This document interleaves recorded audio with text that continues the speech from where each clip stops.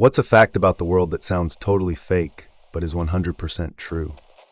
The time span between the use of copper swords and then steel swords is longer than the time span between the use of steel swords and the nuclear bombs.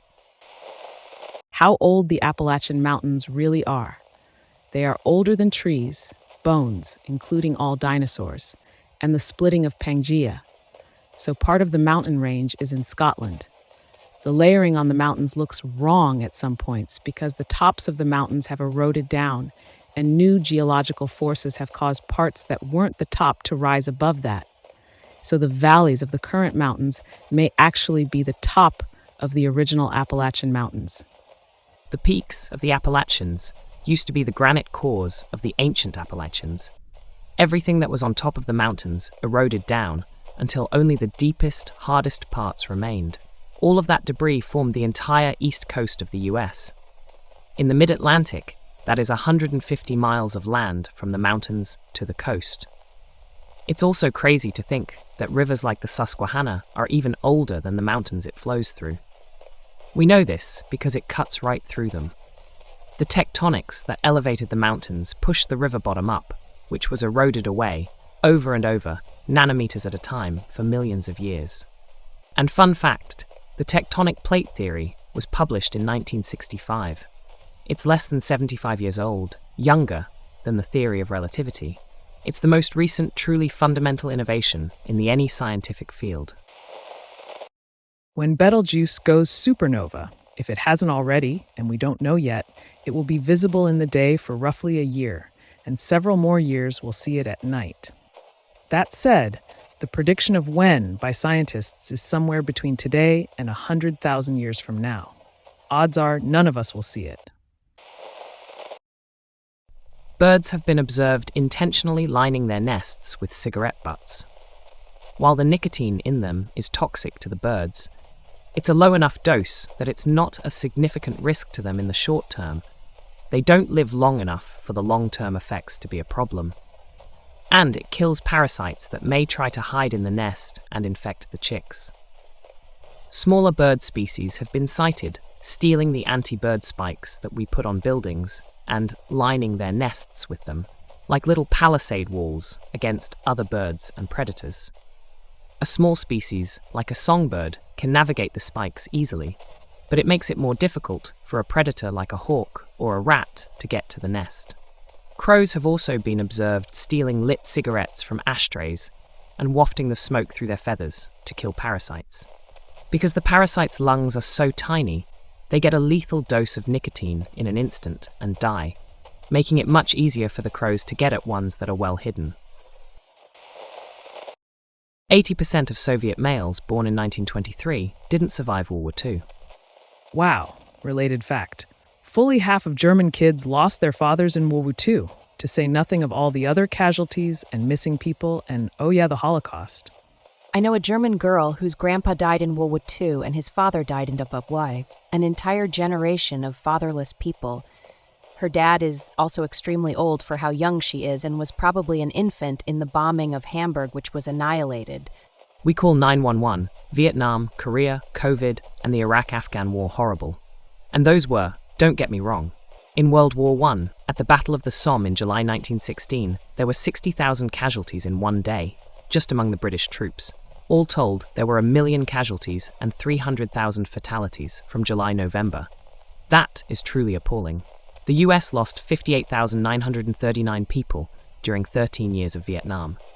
Not disparaging those losses or anything, but think about that. World War I really was humanity's darkest, worst, most appalling and awful moment. Yeah, not to shit on the World War I rant, but the Battle of Stalingrad was a little brutal.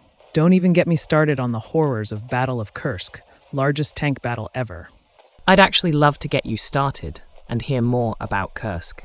Okay, so Soviet conscripts were so brutalized and the conscripts picked were so bottom-of-the-barrel picked that they literally strapped anti-tank mines to the chest of Soviet conscripts, and they would run up to Nazi tanks and detonate the mines with a hammer. I just imagine orcs were picked and ran through Warhammer 40K. If that wasn't enough, so many tanks were sent into battle that it created a diesel-scented dust bowl, so the two sides couldn't really attack until they were right on top of each other. Seriously, soldiers hiding in trenches were constantly ran over by their own troops. If a tank got caught in a trench, it either became a pillbox or a bridge. Also, the fight went on non-stop for weeks. No rest, no recovery, just a constant machine-style grind. Oh, and I forgot to mention, the Battle of Kursk happened after Stalingrad. These events would absolutely be the crippling point of no return for the Nazi Empire. Italy didn't have widespread use of the tomato until the 1700s, and the pasta sauces we think of being a core of their cuisine didn't exist until the 19th century. It's amazing how many New World plants are central to what we think of as classic Old World ethnic or regional cuisines. Tomatoes in Italy and around the Mediterranean, potatoes in Ireland, chilies all across South and East Asia. Similar situation with potatoes. They didn't arrive in Ireland until around 1590, and it took a while before they became a staple food. Potatoes are so strongly associated with Ireland, it's weird to think that they'd only been part of the Irish diet for 250 years when the potato famine occurred. Chili peppers were also from the New World, so chilies in Indian cuisine is also pretty recent. They had many other spices, but it seems crazy to think a few hundred years ago that whole cuisine was just entirely different. There's a type of jellyfish that's immortal. The Turritopsis dohrnii, also known as the immortal jellyfish, can transform its body into a younger state through a process called transdifferentiation, essentially making it immortal. Scientists recently artificially aged, then de-aged mice in a lab. Yep, they literally found the key to eternal life in rodents. Barring a terminal illness or some egregious injury, they can now make mice immortal, no strings attached. As far as they can tell, there are no side effects or negative implications to this process. They manipulate their DNA to age them, then do it again to return them to youth. It's crazy. It's wild science. I love it. I have so many questions regarding the logistics of this process, if anyone can even provide an answer. Does this reverse the physical aging processes, or is it more of a mental de-aging? Would this process be able to repair damaged organs? What about viruses, or serious illness, or even things like cancer? Would it mean that a wrinkly 80-year-old could then appear to look unwrinkled, like their 20-year-old self? There also has to be limits to it, right? I'd imagine you wouldn't be able to de-age a middle-aged man to below a certain age, as you would have to drastically shrink in overall size and mass. So I'd assume anything below roughly 18 to 20-year-old would be impossible. What was the reason they aged the mice beforehand? You'd think it would be easier to just de-age an older mouse rather than age a younger one up first. I have literally zero knowledge of how any of this works, but the way it's phrased makes me think that they can't de-age an older mouse without already having its younger version's DNA on record. I'm guessing it's like the equivalent of backing up a hard drive, so that if anything goes wrong, you can revert it to a previous state. So if that logic applies, unless you've had your entire genome mapped out as at some point in your past, you wouldn't be able to have the process done. De-aging and re-aging, while not exactly wrong, are also an oversimplification of the study they are talking about. The idea of the experiment was to show that aging was caused by DNA damage. That's why they aged the mice, they cut their DNA repeatedly, and that had the effect of making them seem older. They then gave the mice gene therapy that was supposed to reverse the changes, and it was partially successful. Though the mice appeared older, the artificial aging isn't proven to be representative of true aging. And even if it is, the gene therapy only partially reversed the damage. So, both how applicable this would be in a broader context and how useful it would be if it is are in question. Screech owls will sometimes bring live senkers into their nests, with their chicks nesting inside. Probably because the tiny snakes will eat parasites, although the chicks do sometimes eat the snakes. About 25% of people on Earth don't know their birthday because they're from countries that don't have birth certificates. That's why about 14% of immigrants to the US list January 1st as their birthday, because they had to make one up. The last execution by guillotine in France was the same year Star Wars hit theaters, 1977. There are only like 25 blimps left. Additionally, not many of them are even in use anymore. I think they estimate like 10 to 15 of them. So if you see a blimp nowadays, it's a much rarer sighting than it used to be. Edit, someone pointed out that I meant airship, not blimp. There are even fewer ones which are classified as blimp, which is a non-rigid airship. Lightning is 5 times hotter than the surface of the sun. The space around the sun is 20 times hotter than the surface of the sun. There are currently more chickens than all other birds combined on this lovely planet.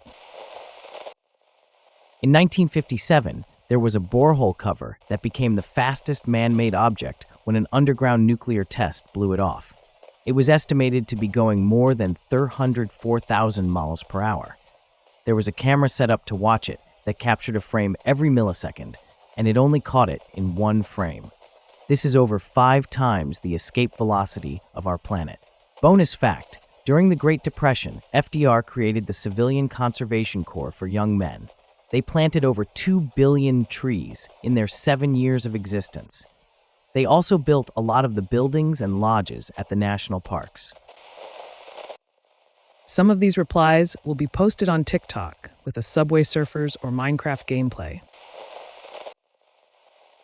Sharks have been around longer than trees, and the rings of Saturn. The Ottoman Empire lasted so long, both Queen Elizabeth I, born 1533, and Betty White, born 1922, were alive during its existence. Man-landed spacecraft and humans on the moon, 200k miles from Earth, 16 years earlier than the Titanic was discovered right here on Earth. The Southern Cross was actually visible in the Northern Hemisphere up until 400 AD. It was described and written about by ancient Greek and Roman astronomers, but the gradual precession of the Earth's equinoxes over the centuries caused the constellation to vanish from Northern Hemisphere view. It can still technically be seen from the Northern Hemisphere, but only if you are in the tropics around Cancun, Mexico, or close to the equator in the late winter, early spring. If Back to the Future were remade today and set in 2024, Marty would time travel back to 1994. Mammoths were alive during the construction of the Great Pyramid. Also, if you put it on a timeline, Cleopatra and Caesar are closer to today than to the construction of the Great Pyramid. Tyrannosaurus, approx 70 million years ago, lived closer in time to humans than to Stegosaurus, 150 million years ago.